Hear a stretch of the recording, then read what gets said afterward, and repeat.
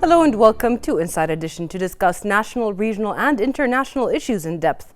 Established in 1951, the International Organization for Migrants is the leading intergovernmental organization in the field of migration and works closely with governmental, intergovernmental and non-governmental partners. With solid cooperation and close coordination, the government of Bahrain and the international organization are constantly developing their work in order to achieve the mutual goals and maintain the joint success. For more about such cooperation and its challenges, we are pleased to receive here in the studio the Chief of Mission of the International Organization for Migration, also known as the IOM, in the Kingdom of Bahrain, Mr. Mohammed Al-Zarqani. But first, this report for more, which we prepared in collaboration with Mr. Al-Zarqani. Mr. Osama Al-Absi from Bahrain. Bahrain became the first country in the region to achieve Tier 1 status and is now recognized as being fully compliant with the Trafficking Victims Protection Act's minimum standards for the elimination of human trafficking. The 2019 TIP report recognized the kingdom's achievements in mitigating the trafficking of people and combating forced labor. Highlighting the achievement, the International Organization for Migration, the IOM, opened a new office in Bahrain to provide support to the government in the management of labor mobility in the Gulf countries in a way that benefits all concerned, as IOM Chief of Mission in the Kingdom of Bahrain, Mr. Mohammed Al-Zarqani explains. We're very pleased to now have an official accredited mission for IOM as the UN Migration Agency here in Bahrain. We're very grateful for the hospitality of the government of Bahrain. We are sitting in a government building. We're hosted in the Labor Market Regulatory Authority building in North Sehla. We think that was not an ad hoc arrangement. That was also a very strategic one. It is important that there is cross-learning between the organization and staff of the LMRA that are specifically focused on areas of combating human trafficking and so on. As we know, this is where the shelter is for the expat protection shelter exists. Also, this is where the core national referral mechanism team is also situated. Meanwhile, the ambassador of the Philippines to Bahrain, Mr. Alfonso Aver, noted the dedication of the government in dealing with any issues relevant to this issue. We extend our utmost congratulations to Bahrain for attaining, for the second year in a row, Tier 1 status under the U.S. State Department classification of states fighting this, like what you said, this terrible human scourge of human trafficking, a terrible global scourge of human trafficking. We appreciate much as a major labor sending country. Here, it has affected, like what you said, many lives. A few weeks ago, we had one case of 13 Filipinas. They're back in the Philippines now. There are two other cases of properly and legally assisted. And even if I cite just a few cases involving Filipinos, this does not say that there so many cases have been helped. Those who have gone directly to LMRA, those who have gone to the other referral systems like 995 or 999. In fact, I know of one case where a complaint directly filed in the Philippines without going through any government agency there or through the embassy here. They went directly to LMRA, and the case was addressed, and the Filipino subject was repatriated. And just goes to show how effective all these developments Bahrain has been doing, and as it has been doing now in its second year, it's continuously innovating and new developments, not just for human trafficking, not just for the elimination of human trafficking, but in the overall context of labor migration reform, which has benefited many of my countrymen. The achievement that Bahrain has made reflects its support and preservation of human rights and dignity out of its commitment to being an oasis of tolerance, coexistence, and peace. Welcome back. With us in the studio is Mr. Mohammed Al-Zarqani. Thank you very much for joining us today. Thank you, Sarah, for inviting me. It's a pleasure to be here. Mr. Zarqani, you are the chief of the mission of the IOM here in Bahrain. The IOM was previously known as the Provisional Intergovernmental Committee for the Movement of Migrants from Europe, also known as PICMI. It was born in 1951 out of the chaos and displacement of Western Europe following the Second World War. But can you tell us briefly about the IOM's establishment and how it developed eventually to what it is today? Sure, I think that's a very good place to start. I mean, IOM was established in 1951, like you so kindly mentioned now. We were established in the UN General Assembly at that time. We were established together with UNHCR, actually, in the very same day. So we always say that we're twins born at the same time in the General Assembly. IOM had a very specific function when it was established at that time. Again, like you said, after World War II, I mean, there was a lot of refugees that were going to be resettled out of Europe, and that required an agency to be able to organize these movements. And this is where the need for IOM really came to be, is how to ensure that the movement is safe, organized, and fits all the needs of the sending government as well as the receiving government, and of course as well as the migrants themselves. So this is a very important, and I think this is the core setup of IOM, even as it has evolved more than 65 years or later. It's still the primary focus is to see what is best to manage migration in a way that fits those three different, we call them stakeholders for this specific example. IOM then evolved, and I think we were not a UN agency. We actually just very recently became a UN agency, only in 2016. Before we were an independent intergovernmental organization that is very closely associated with the United Nations, but yet still, independent in its nature. We have a council of member states. I believe today we have 172 member states in IOM, and as well as 8 observer countries.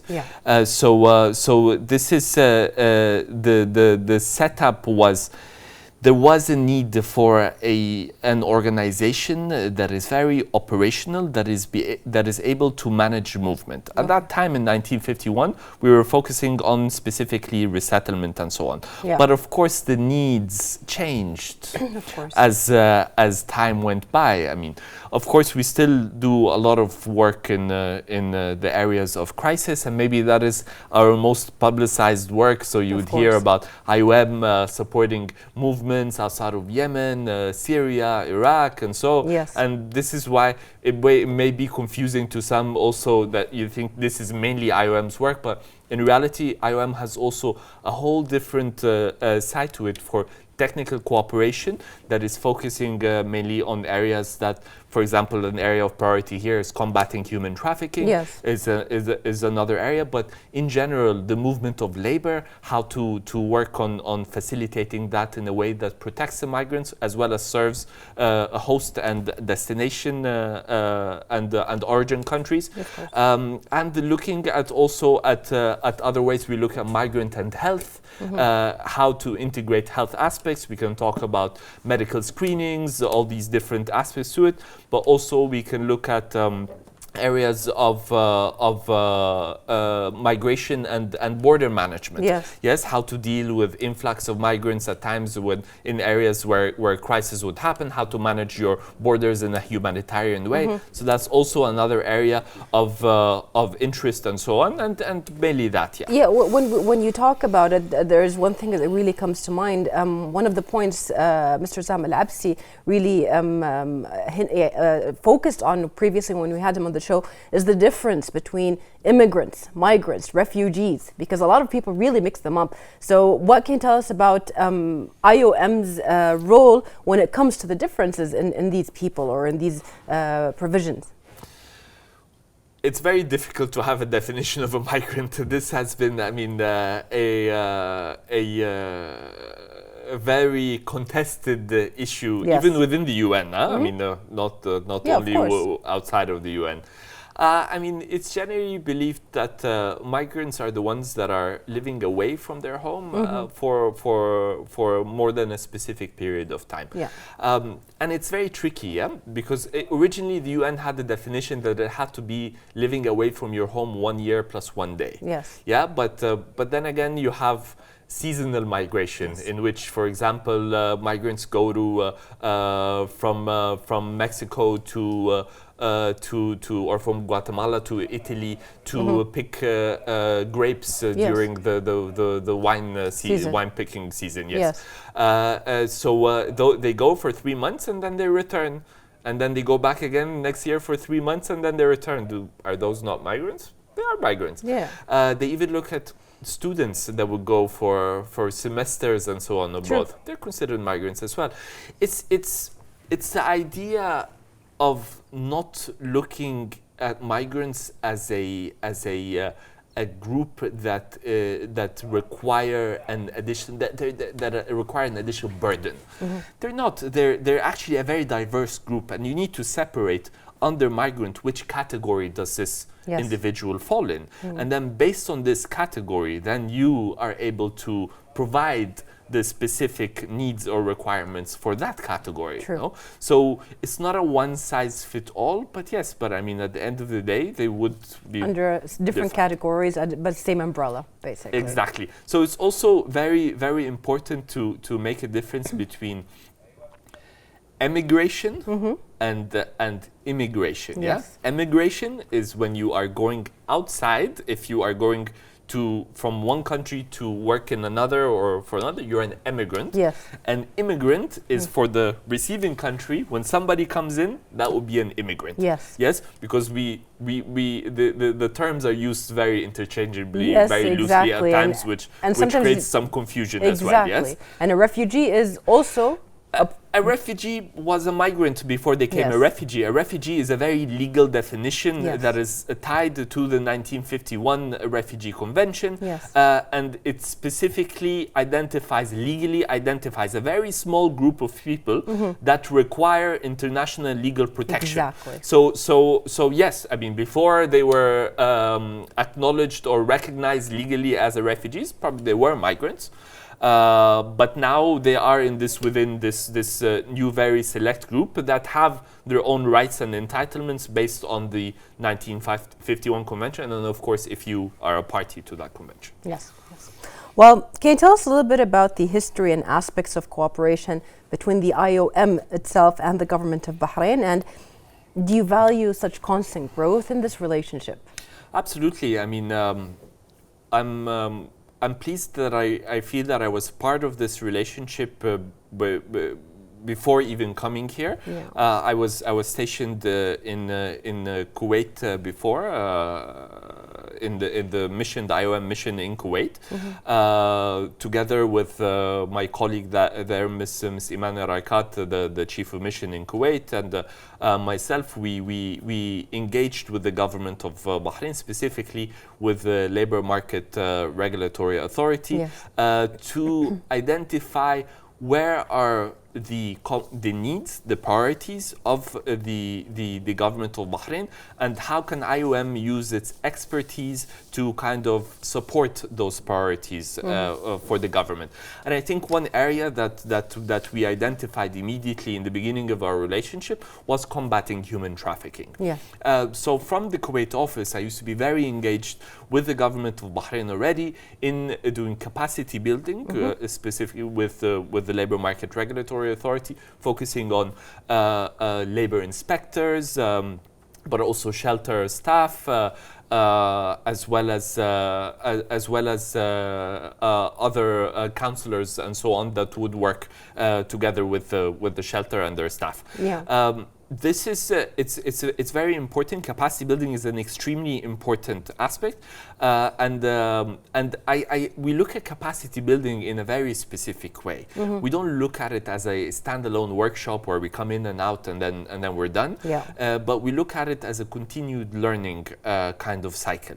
And this is extremely important that we have this view when we look at capacity building, because as you may be aware, I mean, specifically when it comes to human trafficking and so, it's a very changing phenomena or crime. The perpetrators, the traffickers themselves, they change the way they operate. The needs of the victims also happen to change. As well as building the right legal and policy framework around it to operate, as well as the institutions and the mechanisms and so on, requires constant update. So it's very important that these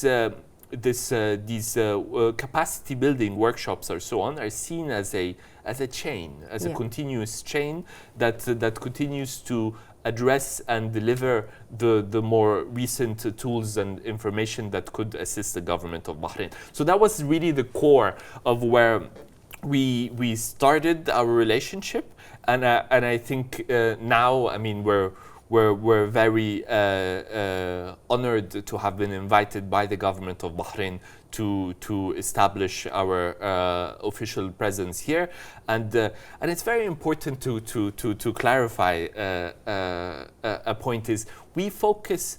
I mean, again, our reputation might be more. We're more famous when it comes to areas of crisis and so on. But there's no crisis in Bahrain. We're focused on more the technical work. So looking at technical assistance in the areas of combating human trafficking. IOM has specifically, since 1991, when there was no legal definition for trafficking, we were already addressing this area. Since 1991, we have assisted we provided direct assistance to more than 10,000 victims of trafficking.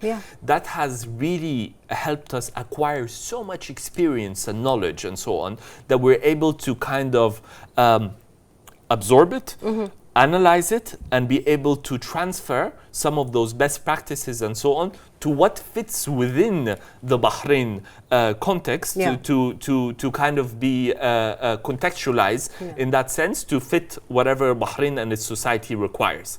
So this is what we've been doing, and this is the focus of our work. We're hoping also to be able to work with other partner ministries, of course, Ministry of Interior, Justice, Health, of course, Ministry of Information, since we're here today.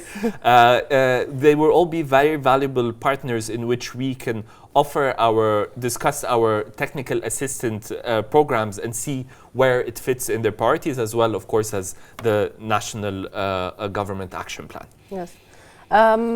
Before we go to the report, I just want to elaborate on something that we have discussed in length, me and you, before, which is basically the whole fact that the region here is a safe region in the Gulf region, but there are areas of challenges.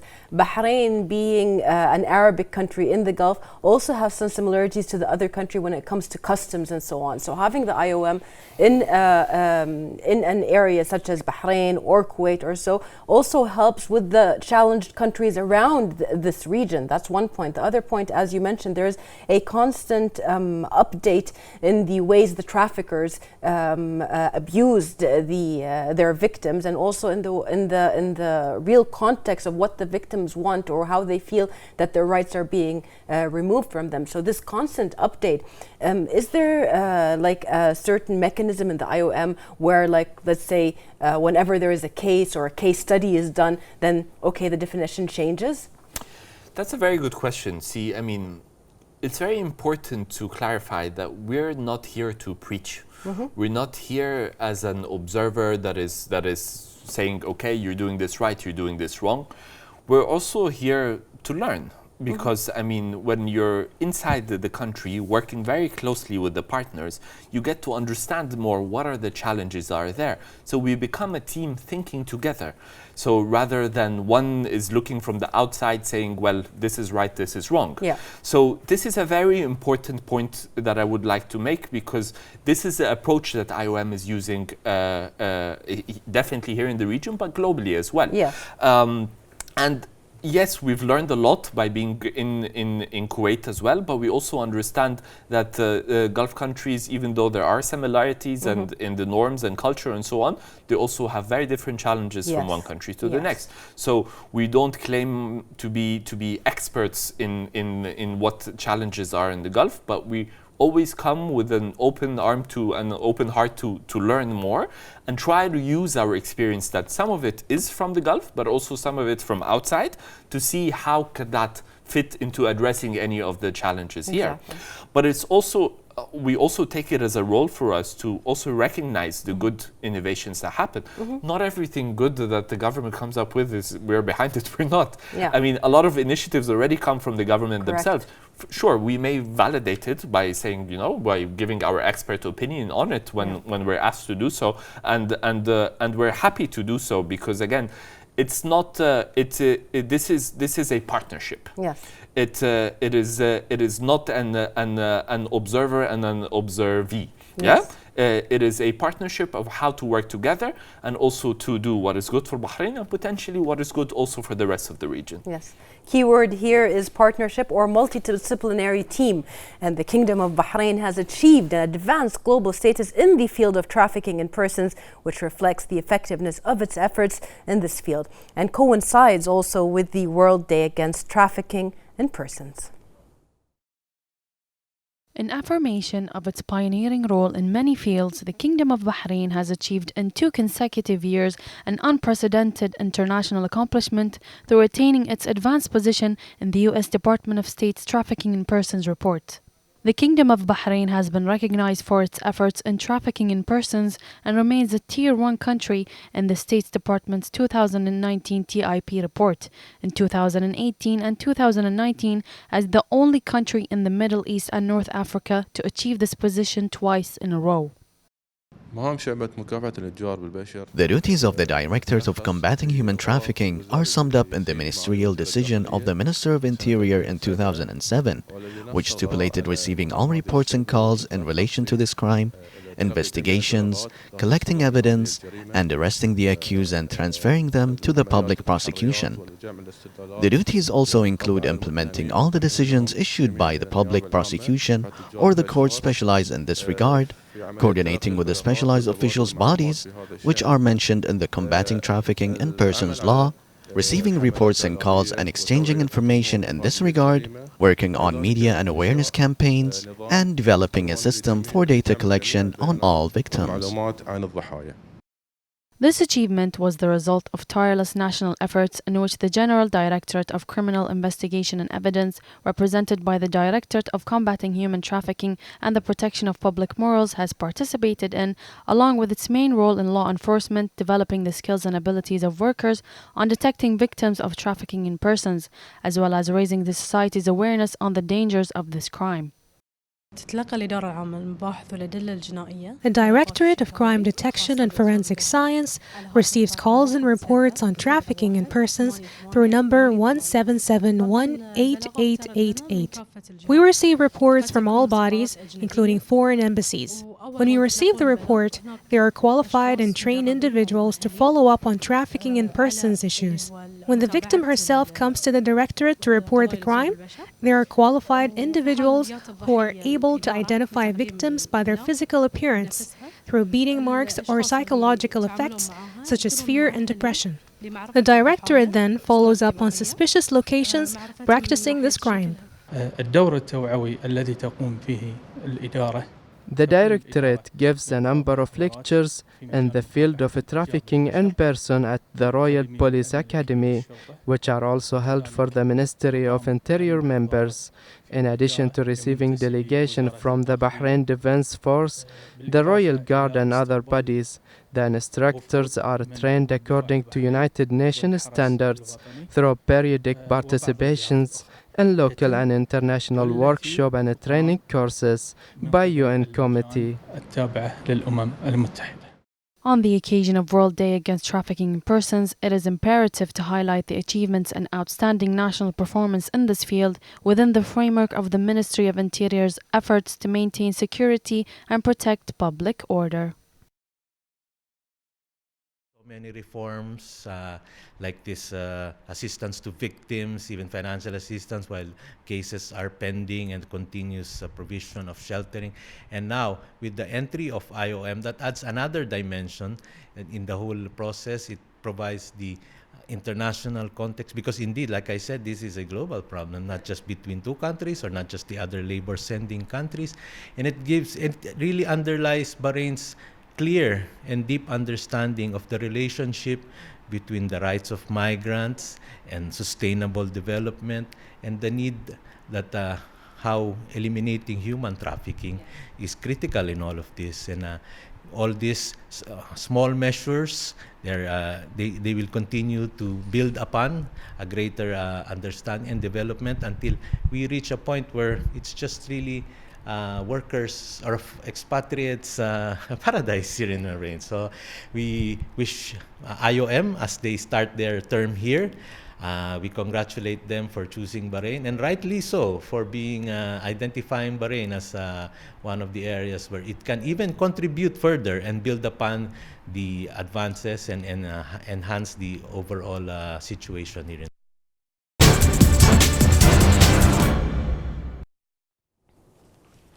Welcome back.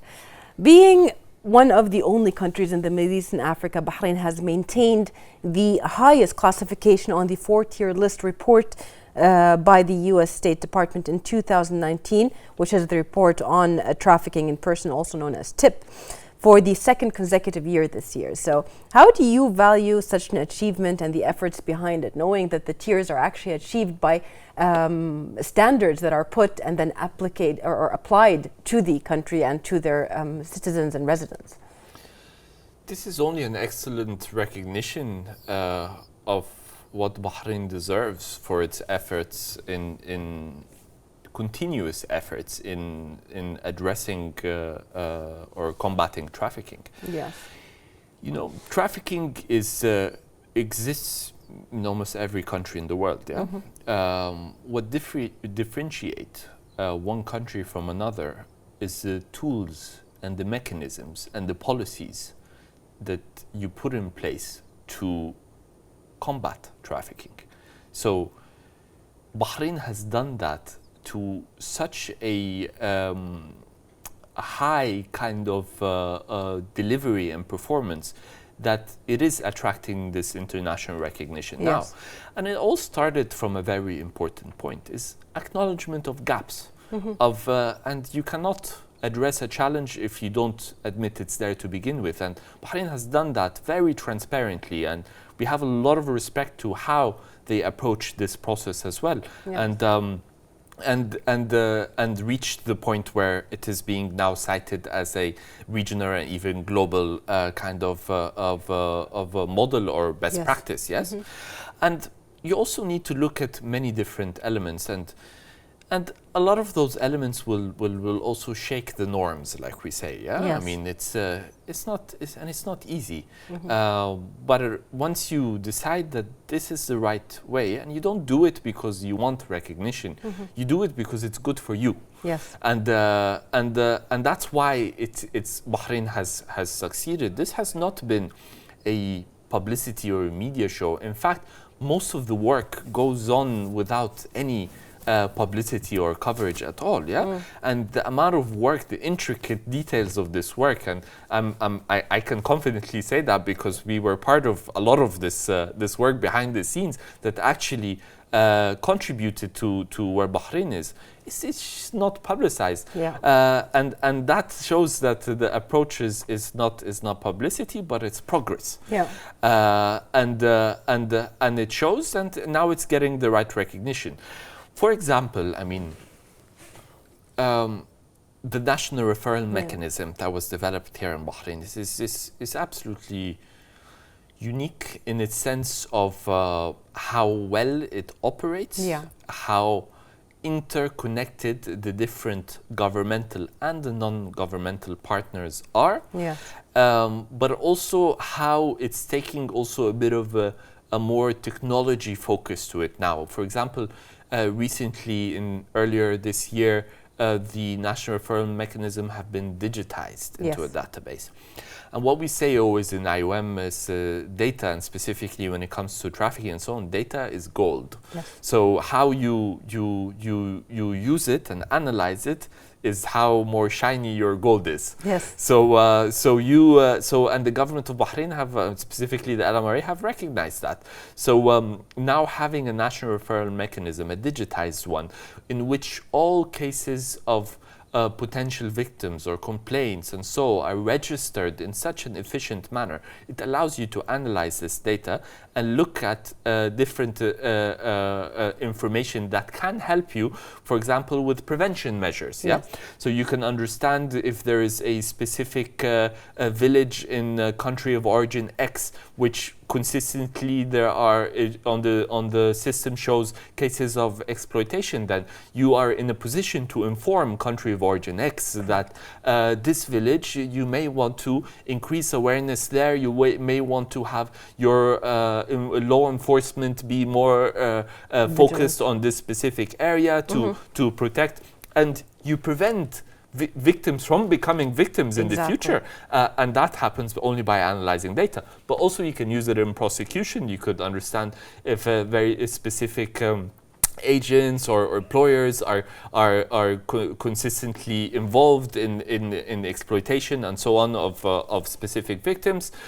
You can use that also in cases of prosecution. So again, you also can go into levels, but maybe it's a bit too detailed to discuss now, by profiling the victims, understanding how the ones that become victims, what is their profile, what is their educational background, what is their area of living, and so on. You can look at different age group, male or female, and so on, and then you can start doing predictive protection. So you're looking at this person hasn't reported to be or this group has not reported to be victims, but I know that they're more vulnerable because of the data that I've seen before. So again, it's very advanced ways of addressing or combating trafficking, which I think Bahrain is on the path to do so. But also it's complemented by basic services that are so essential to have there. For example, the provision, of legal assistance, medical assistance, psychosocial support, the provision of reintegration counseling. And this is where I want to speak a little bit as well about the Victim Assistance Fund that was established, which is really fantastic, because that's what we say. It's a victim is not rehabilitated once they leave your borders. In fact, they still require assistance to reintegrate back into their countries of origin. So through the Victim Assistance Fund established here by the government of Bahrain, victims of trafficking or victims that have been legally identified by the public prosecutor and the judicial system in Bahrain as victims of trafficking receive a monetary assistance to reintegrate back in their countries of origin, which is life-changing. It really alleviates a lot of the pain. It helps them recover. Absolutely. That's one service that the Victim Assistance Fund provides. But there's also a second service, which is a kind of a monthly allowance specifically to victims that are waiting to be a witness in a specific court case and so on. And having this monthly allowance, those victims, before they're victims, they're workers, They're responsible, they have responsibility of feeding their families back home and so on. If you tell them, or if you ask them, can you please wait for, let's say, 6 months to witness, to be a witness in this in your case and so on, I would say, well, I want to go home, or Yes. I want to leave because I need to provide to my family. Not just that, I'm in fear. Exactly. Yeah. And that's also, so it's the sense of protection, Yeah. but it's also the sense of psychological protection that I can still provide. Correct. And this is extremely, extremely important. And we're very pleased that the government of Bahrain has established this fund. Also, we're working with our colleagues in the National Referral Mechanism team and so on, specifically the counselors that will be working with victims and so on, to how to provide some sort of case management, yes? So how to provide and ensure that they do counseling for reintegration before Yes. return. Understand, what do they want to do? I mean, do they want to set up a micro enterprise? Do they Yes. want to continue education? Correct. Do they want to take vocational training? And through our missions in the countries of origin, we can prepare some kind of pamphlet Yeah. for each of those individuals, victims, before they return, so they can understand what are the different options, what are the contact information of the different services in the countries of origin that they could utilize. Yeah. So again, this shows joint partnership between countries of origin and Bahrain, as well as some facilitation and support from IOM. Yes. Well, the pamphlet is a good indicator of what I want to talk to you about next, which is, as we said, this is a multidisciplinary team of ministries, of individuals, of teams that work together in order to help people in need, which are the victims of human trafficking. The Ministry of Information specifically has done a lot when it comes to raising awareness and showing peoples or people in Bahrain that come. Bahrain is a very big labor market where people come and work here and go back home and send money home, as you said. But they also need to know what their rights are. And the Ministry of Information has taken upon itself, because it's part of this multidisciplinary team, to make the information available, where they can go, who they can talk to. As you said, the referral system, we made the numbers available, the emails available, we made the services available. How important is awareness within the community of laborers, within the community of people that face this everyday threat of maybe being part of a, or seeing a human trafficked victim, or even the employers who might not even know that they are committing such a crime, which is also a big case that happens a lot, where they say, well, I didn't know it was illegal. So what can you tell us about the awareness spread? No matter what I say, I cannot overstate how important awareness raising is. Awareness raising in the form of prevention is a very, very important tool. You need to know workers, need to know what their rights are, what their obligations are, and so does employers, and that is a very, very important point. And this, again, this needs to be a continuous cycle. This cannot be a one-off campaign and then it's done. I know, for example, one of the things that one of the services, awareness services that are provided is, upon the entry of the migrant worker for the first time in Bahrain, they receive a SIM card. On this SIM card, they receive already information on the labor law, on where to go if they need to file a complaint, on all these aspects again. And it starts there, and it's there in their own language to help them customize specifically to keep the workers informed. This is extremely, extremely important, you know. We do a lot of work specifically also in the area of information and orientation. We work, and it also doesn't start here. So this is also a very important point. This requires collaboration between countries of origin and Bahrain. Correct. In the sense that awareness or information and orientation starts even before the migrant, prospective migrant, makes a decision to work outside. Correct. So, for example, I mean, at that time in the country of origin, we look at it in four phases of the migration cycle. One is pre-decision, so before you make the decision to even migrate. One is when the pre-departure orientation is when you know where you're going and which occupation you're going to be employed in. And then 3 is post-arrival orientation, is after you've arrived and settled into the country a bit, then you also receive an orientation from the host country itself. And then reintegration counseling, specifically wants to return, specifically looking at migrant workers that have spent decades outside of Correct. their country. I mean, Yes. they can barely recognize their country when they go back. So they need some kind of support to be. So you see, so this is a cycle. Of course, all those the 4 different phases require different level of information and so on. But you're extremely right in the post-arrival orientation, which is not only to migrant workers, but also to employers, Yes. is extremely, extremely important. You can look at it from the sense of prevention of crime, trafficking crimes and so on. Correct. But you can look at it also because you can avoid labor exploitation positions. Yeah? Correct. I mean, so like again, like we can talk about practices like withholding of travel documents, for example. Yes. You know, I mean, there has to be some kind of awareness, specifically when it's a norm. Yeah. Correct. So you need to continuously say, well, according to Bahraini law, it's illegal to do so.